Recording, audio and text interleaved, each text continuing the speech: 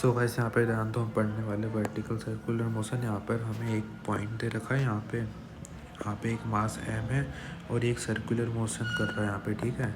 तो हमें इसमें फाइंड करना है कि कोई भी रैंडम पॉइंट, हमने b पॉइंट ले लिया, यहाँ पे एंगल थीटा, तो इस पॉइंट पे इसकी वेलोसिटी और इसका टेंशन कितना होगा। तो टेंशन अगर हमें निकालना है तो वो हो जाएगा mv² plus mg cos theta. ये क्या होगा, क्योंकि यहाँ पे टेंशन तो रस्सी के साइड में लगेगा और mv² इस पर सेंट्रीफ्यूगल फोर्स लग रहा है और mg यहाँ पे वो लग रहा है ग्रेविटेशनल फोर्स, और यहाँ पे एंगल थीटा है तो ये mg cos थीटा हो गया, ठीक है।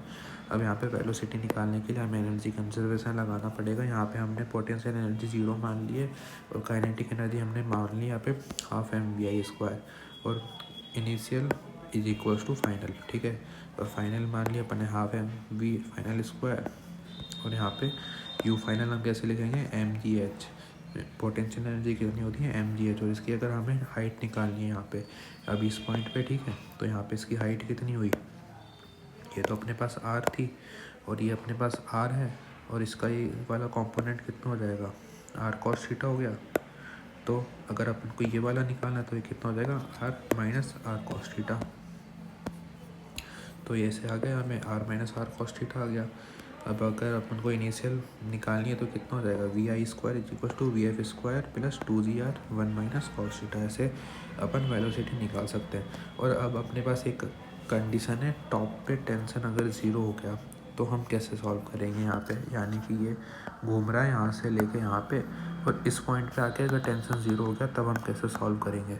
तो उसके लिए हमें कंडीशन कैसे करनी है, तो टेंशन अगर 0 है और cos थीटा की वैल्यू -1 होगी, क्योंकि ये थीटा तो यहाँ पे 180 डिग्री हो गया। तो यहाँ पे सॉल्व करने के बाद अपने पास वैल्यू क्या आएगी वेलोसिटी की, v is equals to gr आएगी, ठीक है, √gr।